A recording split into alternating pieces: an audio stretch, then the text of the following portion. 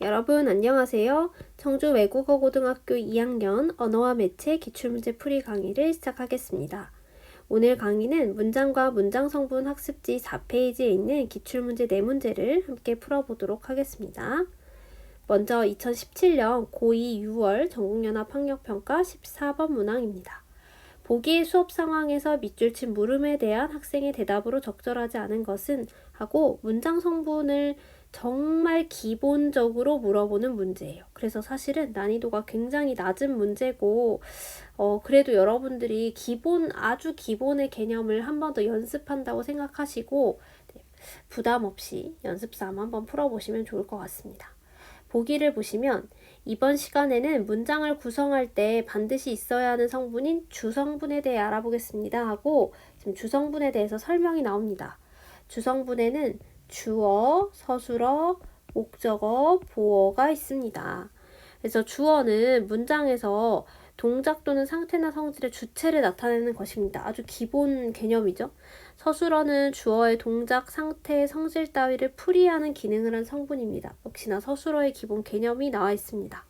서술어의 동작 대상이 되는 문장 성분을 목적어라고 하고 역시나 목적어의 기본 개념. 서술어 되다 아니다가 필요로 하는 문장 성분 중에서 주어를 제외하고 조사 이가가 붙은 것을 보어라고 합니다. 그래서 주성분인 주어, 서술어, 목적어, 보어의 가장 기본적인 개념들이 설명이 되어 있습니다. 자, 그럼 다음 문장의 주성분에 대해 알아볼까요? 하고 기역과 니은 문장이 나와 있고 기역, 니은 문장의 구조 역시 아주 기본적인 혼문장 구조를 가지고 있기 때문에 쉽게 여러분들이 이 문장들에서 주어, 서술어, 목적어, 보어와 같은 주성분을 파악해 보시면 됩니다. 기역부터 볼게요. 기역, 철수의 동생이 사진을 찍었다 했습니다. 문장 성분 한번 파악을 해봅시다. 일단 이 문장의 서술어는 찍었다겠죠? 그럼 이 찍은 주체, 주어는 동생이입니다. 그리고 주어 동생이가 찍은 행위를 하는 그 대상, 목적어는 목적격조사 을로 실현이 되어 있는 사진을 찾아주시면 됩니다. 참고로 철수의 같은 경우에는 동생을 꾸며주는 관형어로 이 문장의 주성분으로 볼 수는 없겠죠. 그래서 이 기역 문장에서는 동생이 사진을 찍었다라고 하는 주어, 목적어, 서술어, 주성분이 포함되어 있습니다. 니은 문장 보시면 언니는 올해 대학생이 되었다. 이 문장에서 지금 서술어를 먼저 찾아볼게요. 서술어는 되었다. 누가 된 거죠, 여러분? 언니가 된 거죠. 그럼 언니는 이 문장의 주어가 되겠습니다. 그리고 되다, 아니다가 필요로 하는 문장 성분 중에서 주어를 제외하고 조사 이가가 붙은 것을 보어라고 한다라고 했는데 이 문장에서는 바로 이 대학생이가 이 문장의 보어가 되는 거죠. 언니는 대학생이 되었다. 주어, 보어, 서술어를 주성분으로 하는 문장입니다. 참고로 올해 대학생이 되었다 같은 경우에는 대학생이 된 이 시기를 밝혀주는 부사어로서 주성분은 아니겠죠. 니은 문장의 주성분은 주어, 보어, 서술어로 찾아주시면 됩니다. 1번부터 선지 한번 살펴볼게요. 기억에 찍었다는 동생의 동작을 풀이하는 서술어입니다. 찍었다가 서술어냐 그리고 이 서술어의 주어가 동생이냐 물어봤는데 둘 다 맞는 설명이죠. 1번 맞는 선지가 되겠습니다. 2번 선지 니은의 올해는 되었다가 꼭 필요로 하는 성분이냐라고 물어봤거든요. 올해는 부사어고 부사어 중에서도 필수적 부사어로 보기는 어렵고 되었다가 된다는 그 말을 할 때 올해가 꼭 필요한가요, 여러분? 꼭 필요한 성분 아니죠. 주성분이라고 볼 수 없습니다. 그래서 답은 니은으로 아주 쉽게 찾아주시면 됩니다. 되었다가 꼭 필요로 하는 주성분은 언니는 하고 대학생이가 되겠죠. 3번에 기억에는 목적어가 있지만 니은은 목적어 없습니다. 역시 맞는 설명이고요. 4번에 기억과 니은에는 주어가 하나씩 있습니다. 기억은 동생, 니은은 언니는 으로 주어가 하나씩 있는 거 맞습니다. 마지막 5번에 기억과 니은에는 주성분의 종류가 3가지씩 있습니다 했는데 기역에는 주어, 목적어, 서술어로 3가지, 니은에는 주어, 보어, 서술어로 3가지다 라고 찾아주시면 됩니다. 그래서 답은 아주 쉽게 2번으로 찾아주시면 되겠습니다. 이번에는 2012년 고3 10월 전국연합 학력평가 문제를 한번 살펴보도록 하겠습니다. 제가 수업 시간에 계속 강조했었던 관형어와 부사어의 형성과 관련된 문제고요. 이 9번 문항 같은 경우에는 특히나 관형어의 형성 방법을 유형화해서 이 자료에서 이 어떤 유형으로 관형어가 형성되었냐를 찾는 그런 문제가 되겠습니다. 그래서 문장 성분의 형성 과정, 형성 방법을 학습하실 때 이런 유형의 문제들을 잘 알아놓으시면 좋을 것 같아요. 보기 1을 먼저 한번 봅시다. 체언을 꾸며주는 역할을 하는 관형어는 형성 방법에 따라 다음과 같은 유형으로 나누어 볼 수 있다. 첫 서리가 내렸다의 첫처럼 관형사가 관형어가 될 수 있고요. 고향 소식을 들었다의 고향처럼 체언 단독으로 관형어 역할을 할 수 있습니다. 수업 시간에도 설명했는데 여기서 말하는 체언 단독은 꼭 명사로 한정해서 생각해 주시기 바랍니다. 수사나 대명사까지 여기 껴버리면 나중에 그 관형사랑 대명사를 구분하는 거, 관형사랑 수사를 구분하는 거에서 굉장히 큰 혼동이 와버리거든요. 그래서 우리는 같이 약속을 했죠. 여기서 말한 체언 단독은 명사라고만 한정해서 생각을 하자. 그 다음 3번째 방법은 바다의 품에 안기고 싶다의 바다의처럼 체언에 관형격 조사 혹은 보조사 같은 것들을 더해서 관형어로 기능을 할 수 있습니다. 4번에 용언의 어간 플러스 관형사용 어미 나와 있는데 넓은 들판이 펼쳐진다에 들판을 꾸며주는 넓은처럼 용언의 어간에 관형사용 어미를 붙인 이런 걸 제가 줄여서 용언의 관형사형이라고 얘기했었죠. 이 용언의 관형사형으로서 또 관형어가 될 수 있습니다. 그러면 이 보기 2에 있는 동그라미 A부터 동그라미 E까지가 어떤 유형의 관형어들인지 한번 유형을 나눠봅시다. 아침에 등교하다가 초등학교 친구를 만났다. 친구를 수식해준 친구는 친구인데 어떤 친구냐? 초등학교 친구다. 동그라미 A는 관형어인데요. 어떻게 관형어가 됐을까요? 초등학교라고 하는 명사가 뒤에 있는 명사를 꾸며주는 구조니까 A는 체언 단독 유형이라고 보시면 됩니다. 오랜만에 만난 친구와 길을 걸으며 여기서 오랜만에 만나니 또 친구는 친구인데 오랜만에 만난 친구다. 뒤에 있는 친구를 꾸며주는 관형어로 사용이 되어 있습니다. 그리고 만나니 어떻게 관형어가 됐나 살펴보면 만나다에 용언의 관형사형 어미 니은이 붙음으로써 만난 용언의 관형사형으로서 관형어가 됐죠. 그럼 B는 4번 유형이라고 찾아주시면 됩니다. 오랜만에 만난 친구와 길을 걸으며 옛 이야기를 나누었다. 이야기는 이야기인데 옛 이야기라고 동그라미 C가 관형어로서 이 뒤에 있는 이야기를 꾸며주고 있죠. 그리고 옛이라는 관형어는 관형사 자체가 관형어가 된 케이스니까 1번 유형이라고 보시면 되겠습니다. 함께 지나던 때의 온갖 기억들을 하나씩 떠올리며 이야기하다 보니 등굣길이 지루하지 않았다라고 했어요. 함께 지내던 때의 온갖 기억들을 꾸며주는 건데 뭐뭐 하던 때의 기억들, 온갖 기억들. 그래서 D와 E는 모두 뒤에 나와 있는 체언 기억들을 꾸며주는 관형어라고 보시면 되고요. D 같은 경우에는 이제 때 플러스 의, 그래서 체언 플러스 조사의 구성으로서 관형어로 실현이 됐으니까 3번 유형이라고 보시면 되고요. 온갖 같은 경우에는 온갖이 하나의 관형사거든요, 여러분. 관형사 온갖이 관형어로서 기억들을 꾸미고 있으니까 1번 유형이라고 보시면 되겠습니다.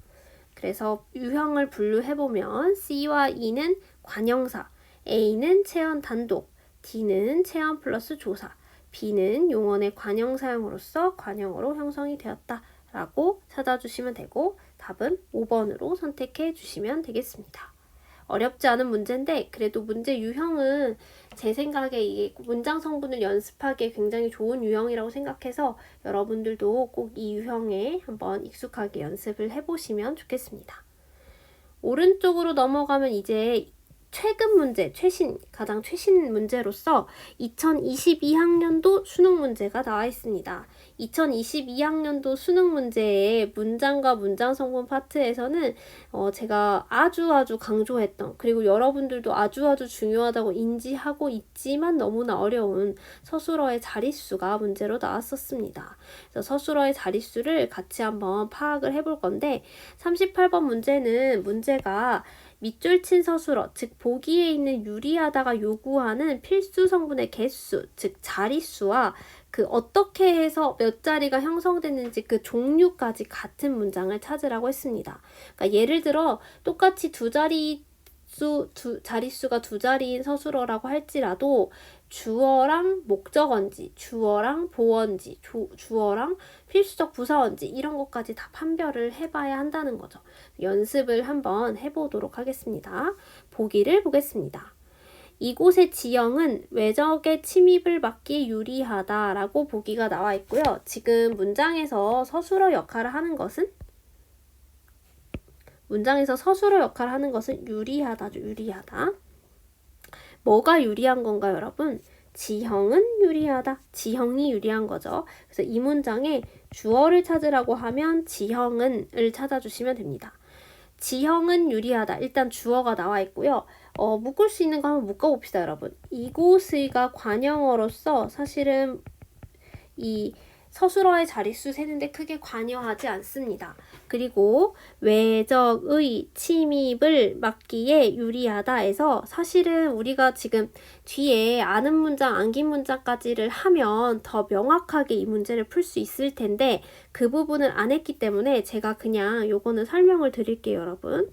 외적의 침입을 막기, 이게 하나의 문장으로서 이 큰 문장 속에서 하나의 명사절로서 외적의 침입을 막기, 이제 명사형 전성어미가 쓰였잖아요. 하나의 명사절 플러스 에, 이거 부사격조사 에죠. 그래서 요거 하나가 전체적으로 요거 전체가 형광펜으로 표시해 볼게요. 요거 전체가 하나의 부사어다라고 보시면 되겠습니다. 우리가 아직 아는 문장, 안긴 문장 하지 않아서 제가 이 부분은 그냥 설명을 드렸습니다. 이 문장에서 유리하다의 서술어의 자릿수를 판별하실 때는 일단 이 주어는 무조건 들어가는 거고 이 부사어가 필수적 부사어인지 아닌지를 판별하시면 되는 거죠. 그래서 유리하다를 주어만 넣고 읽어보면 지형은 유리하다. 확실히 문장이 안 되는 것 같아요. 지형이 뭐에 유리한지가 나와야 될 것 같죠?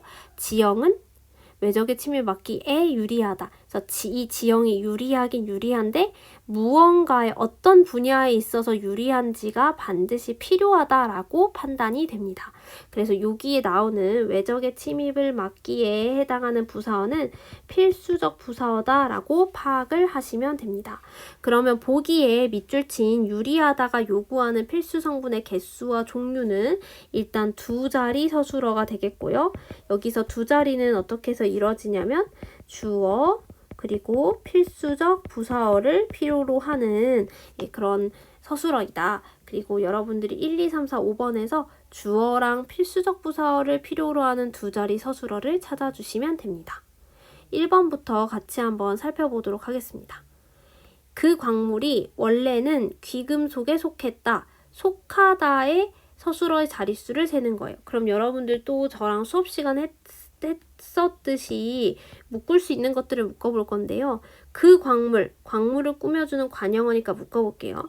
원래는 속했다. 이거는 원래는 일단 부사어인데 딱 봐도 필수 부사어는 아니잖아요, 여러분. 속하긴 속하는데 뭐 언제부터 속했는지 어떤 시기를 나타내는 그런 부사어니까 필수적 부사어라고 보기는 어려울 것 같아요.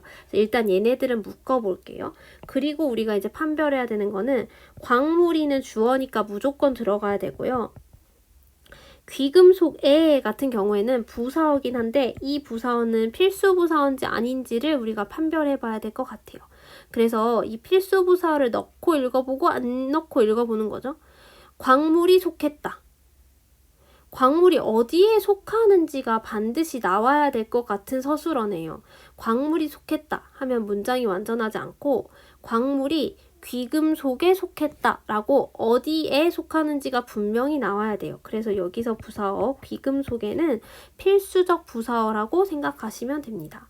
그래서 동그람 1번에 속했다 같은 경우에는 두 자리 서술어고 여기서 두 자리는 주어 광물이 그리고 필수적 부사어 귀금속에를 필요로 하는 거니까 주어와 필수적 부사어를 필요로 하는 두 자리 서술어다라고 찾아주시면 됩니다. 그래서 답은 1번으로 사실 바로 나와버려요. 나머지 2, 3, 4, 5번 서술어들은 또 각각 어떤 필수 성분을 필요로 하는지 한번 살펴봅시다. 그는 바람이 불기에 옷깃을 여몄다 라고 했어요. 이것도 우리 시험 범위가 아닌 부분이 나와서 제가 요거는 그냥 애초에 말씀을 드리고 시작할게요. 바람이 불기도 외적의 침입을 막기에처럼 명사절 플러스 부사격 조사가 붙어서 하나의 그 명사절로 안김으로써 부사어 기능을 하고 있는 케이스다라고 생각하시면 됩니다. 그리고 이제 나머지 문장 성분들 한번 살펴보면 여미다죠. 여미다. 누가 여민 거죠? 그가 여민 거죠. 이 문장의 주어는 그는입니다. 그가 옷깃을 목적어는 나오면 무조건 필수 성분이라고 했어요, 여러분. 그는 옷깃을 여몄다. 그리고 이 바람이 불기에가 필수인가 아닌가를 판별을 해본다면 그는 옷깃을 여몄다 해도 문장 자체는 분명하게 완전하게 성립을 하는데 바람이 불기에 옷깃을 여몄다라고 하면 옷깃을 여미게 된 어떤 원인 같은 것들을 더 명확하게 설명을 하는 거죠. 그래서 이 문장 같은 경우에는 여몄다는 유리하다처럼 두 자리 서술어는 맞지만 문장에서 주어와 목적어를 필요로 하는 서술어이기 때문에 그 종류가 달라서 2번은 답이 될 수 없습니다. 그리고 사실은 여러분 문제를 좀 얌체처럼 빠르게 푸시려면 옷깃을이라는 목적어가 나오는 순간 바로 주어 필부 이 구성은 아니기 때문에 바로 지우고 시작하시면 되는 거죠. 목적어가 들어갔다는 것 자체로 두 자리인지 세 자리인지까지 판별할 필요가 없는 거죠. 그래서 2번은 틀린 선지로 제껴주시면 됩니다. 3번에 짓다가 나와 있거든요. 우리는 원두막을 하루 만에 지었다 같은 경우에는 이제 짓다, 짓긴 지었는데 누가 지었냐? 주어는 우리는이 되겠죠. 주어는 우리는. 우리는 그리고 원두막을 목적어 나왔으니까 무조건 필수 성분이 되는 거예요. 그럼 여러분 이것도 3번도 그냥 지우고 시작하시면 돼요. 목적어가 나왔다는 것 자체로. 주어와 목적어를 일단 필요로 하고요. 하루 만에 같은 경우에는 이 하루가 관형으로서 만이라는 의존명사를 꾸며주고 만에가 이 지은 어떤 시간을 나타내는 부사어가 되는 거죠. 이 부사어가 필수인지 아닌지만 판별을 해보면 되는데 우리는 원두막을 지었다 라고 부사어가 더 붙지 않아도 사실은 완전한 문장이기 때문에 이 문장은 이 문장의 서술어인 지었다는 두 자리 서술어이고 필요로 하는 문장 성분은 주어와 목적어다 라고 정리를 해주시면 되겠습니다. 무엇이 무엇을 짓다 하면 사실은 완전한 문장이죠. 그래서 3번도 두 자리인 건 맞지만 필수 성분의 종류가 다르기 때문에 답이 될 수가 없는 거죠. 4번 선지 보시면 4번 선지도 시간이 남았기에 이것도 지금 요 명사절 부사어 구성이랑 같은 거라서 또 나와 있어서 제가 그냥 요건 묻고 시작할게요. 시간이 남았기에 그와 걸었다. 요거는 이제 부사어로 사용이 된 거고 그와 걸었다. 걷다의 주체가 누구냐라고 찾아보신다면 나는 이 문장이 일단 주어가 되겠죠? 그리고 시간이 남았기에는 그냥 봐도 없어도 될 것 같아요, 여러분. 이 부상은 그냥 날립시다. 우리가 이제 판별해야 될 건 그와거든요. 그와는 이제 필수적 부사어가 될 수도 있는 그런 모양새를 띠고 있잖아요. 나는 그와 걸었다가 완전한 건지 나는 걸었다 해도 그냥 완전한 건지를 판별해 보시면 되는 거죠. 이제 걷다 같은 경우에는 내가 걸었다 하면 사실은 끝나요. 누구랑 걸었는지는 그 외에 이제 필수 성분이 아니라 더 설명하고 싶으면 선택적으로 설명을 하는 부분이기 때문에 필수적 부사어라고 그와를 필수적 부사어라고 볼 수는 없을 것 같아요. 그래서 이 문장에 걸었다, 서술어 걸었다는 한 자리 서술어로 주어 나는만 있으면 사실은 완전해지는 그런 문장. 나는 걸었다 하면 돼요. 그냥. 그래서 4번은 틀린 선지로 찾아주시면 됩니다. 마지막 5번 선지 보시면 보내다가 나와 있거든요, 여러분. 보내다 같은 경우에는 누가 보낸 거냐 하면 내가 보낸 거죠, 주어. 그리고 목적어가 나왔으니까 확실히 목적어도 필수 성분으로 넣어주셔야 돼요. 그럼 5번도 목적어가 나온 순간 틀렸다라고 체크하시면 돼요. 근데 그래도 이제 연습을 해야 되니까 조금 더 읽어보면 수해 지역에 보냈다라고 할 때 수해는 이제 지역을 꾸며주는 관용어가 될 거고 이 지역에가 들어가야 하는가 말아야 하는가 즉 이 부사어가 필수인가 아닌가를 판별을 해봐야 되는 거죠. 보내다를 부사어 빼고 읽어보면 나는 구호품을 보냈다. 어디에 보냈는지가 보내다라는 서술어의 의미 자체가 무엇을 어디에 보내는지가 명확하게 나와야 될 것 같아요. 그래서 이 지역에는 필수 부사어다라고 판별을 하시면 되고 보내다는 세 자리 서술어로서 주어와 목적어와 필수적 부사어를 모두 필요로 하는 서술어이다 라고 찾아주시면 되겠습니다. 그래서 답은 주어와 필수적 부사어를 필요로 하는 두 자리 서술어인 속하다로 찾아주시면 되겠습니다. 답은 그래서 1번으로 찾으시면 됩니다. 그래서 여기 나와 있는 서술어들은 각각 어떤 식으로 서술어 자릿수와 서술어의 종류를 필요로 하는지 또 복습할 때 여러분 연습 문제 밑에다가 어떤 이렇게 나오는 기출된 혹은 문제를 풀어온 단어들을 여러분이 그 서술어의 자릿수 연습 문제 푸신 거 있죠? 열 몇 문제 이렇게 저랑 쭉 풀었던 거 그 밑에다가 이 새로운 어휘들을 알게 된 것들을 쭉쭉 이렇게 나올 때마다 영어 단어장 정리하듯이 정리를 해보시면 좋을 것 같아요. 서술어의 자릿수는 사실은 이렇게밖에 공부하는 방법이 없답니다, 여러분. 네. 38번 서술어의 자릿수가 문제로 나온 수능 문제 한번 풀어봤습니다. 마지막 문제입니다. 2017년 고2 3월 전국연합학력평가 문제고요. 고2 3월 문제이기 때문에 3점짜리임에도 불구하고 문제는 엄청 쉽습니다. 제가 누누이 강조했던 문장 성분과 품사는 일치하지 않는다. 그리고 문장 성분들 중에서도 제가 관형어와 부사어의 형성을 계속 중요하게 설명을 드렸었잖아요. 그게 지금 문제로 나와 있습니다. 12번 문제 보시면 제시된 탐구 과정을 고려할 때 괄호 A, B에 들어갈 기역에서 리을을 바르게 분류한 것은 이라고 했어요. 그리고 탐구 주제를 보시면 4개의 문장이 나와 있는데 이 4개의 문장이 각각 밑줄 친 기역, 니은, 디귿, 리을이 문장 성분은 뭐고 품사는 뭐냐를 찾아보면 되는 그런 문제인 거죠. 그럼 하나씩 한번 해봅시다.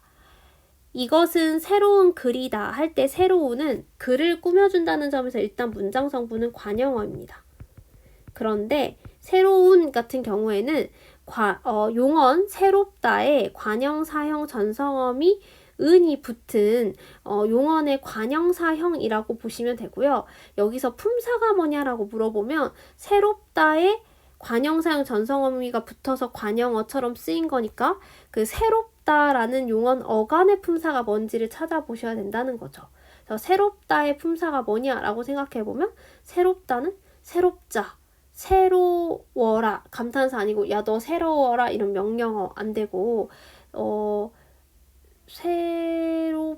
새롭는 뭐 당연히 안 되네요. 네, 새롭는 네, 안 됩니다. 네, 이거 형용사죠. 그리고 사실은 의미만 놓고 봐도 새롭다는 성질이나 상태에 가깝기 때문에 그냥 이거는 형용사라고 쉽게 찾을 수 있을 것 같아요. 그래서 품사를 찾으라고 하면 형용사로 찾아주시면 됩니다.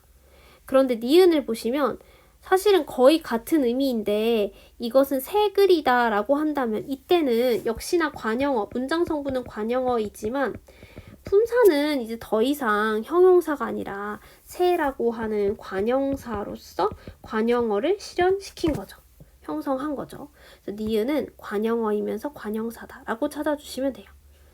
디귿이 있는 문장 읽어보면 그는 빠르게 달린다.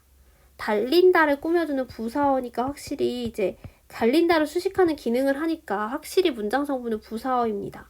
그리고 품사를 찾아보라고 하면 이것도 제가 수업 시간에 계속 강조했던 내용. 빠르다 용언 어간에 개도록이라고 하는 부사형 전성어미가 붙었어요. 그럼 얘는 전성어미가 붙은 거기 때문에 부사로 새롭게 파생된 것이 아니라 빠르다라고 하는 용언의 품사를 그대로 유지를 하는 거죠. 그럼 빠르다의 품사가 뭐냐라고 생각해보면 얘는 확실히 성질이나 상태에 가깝기 때문에 형용사라고 찾아주시면 되고, 그냥 의미로 찾는 게 너무 어렵다고 하면 동사, 형용사 구분하는 그 판별법들 있죠. 활용 양상들, 그런 것들 한 번씩 넣어보시면 됩니다. 빠르는 안 되고, 빠르자, 뭐 안 되죠. 네, 안 됩니다. 그래서 형용사라고 찾아주시면 돼요. 마지막 리을을 보시면 그는 빨리 달린다. 지금 방금 봤던 문장인 그는 빠르게 달린다랑 사실 문장의 의미 자체는 뭐 완전히 같다고 보셔도 될 것 같아요. 그래서 요 빨리 같은 경우엔 뒤에 있는 달린다를 꾸며주는 일단 부사어인데, 문제는 얘는 빨리라고 해서 빠르게처럼 개나 도록이 어미로서 붙은 게 아니라 빠르에 부사 파생 전미사 이가 붙어서 완전히 부사로 파생이 되어버린 케이스입니다. 그래서 리을은 부사어이면서 부사이다 라고 찾아주시면 됩니다. 그래서 밑에 이제 탐구 관련 지식은 뭐 관형어는 체언을, 부사어는 용언을 한정하는 기능을 한다. 그래서 탐구 결과 문장 성분에 따라서 기역, 니은, 디귿, 리을 중에서 체언을 꾸며주는 애들은 관형어, 즉 기역과 니은이고요. 그 다음에 분류를 또 한다면 용언을 한정하는 기능을 하는 달린다를 어떻게 달리는지를 문장, 그 의미를 한정하는 빠르게와 빨리, 즉 디귿과 리을은 부사어로서 이렇게 각각 구분을 하시면 되는 거죠. 문장 성분에 따라 분류를 하라고 하면 관형어 기역, 니은과 부사어 디귿, 리을로 분류할 수 있습니다. 그래서 제낄 수 있는 편지들 제껴보면 1, 2, 3번만 일단 답으로 남길 수 있을 것 같아요. 그 다음에 이제 오른쪽에 있는 탐구 관련 지식 읽어보시면 형용사는 관형사나 부사와 달리 활용을 한다. 관형사는 명사를, 부사는 동사를 수식한다 라고 지금 나와 있습니다. 그래서 이제 형용사로서 활용하는 것들과 기역, 니은, 디귿, 리을 중에서 그 다음 명사를 수식하는 관형사와 동사를 수식하는 부사, 근데 활용은 못하는 애들인 거죠. 얘네들을 한번 구분을 해볼게요. 먼저 형용사에 해당하는 것들은 기역과 디귿, 새롭다랑 빠르다를 찾아주시면 되고, 명사를 수식한다고 하면 관형사 니은을, 동사를 수식한다고 하는 부사는 관형사 리을을 찾아주시면 됩니다. 그래서 또 품사에 따라 분류하면 기역, 디귿과 그다음에 니은과 리을로 이렇게 분류를 하시면 되는 거죠. 그래서 답은 또 2번으로 찾아주시면 되겠습니다. 이렇게 해서 기출문제 모두 한번 풀어봤고요. 시험이 얼마 남지 않은 시점에 너무 늦게 강의를 올려서 굉장히 미안한 마음입니다. 네, 여러분. 잘 풀어보시고 마지막까지 힘내서 시험 공부 잘 마무리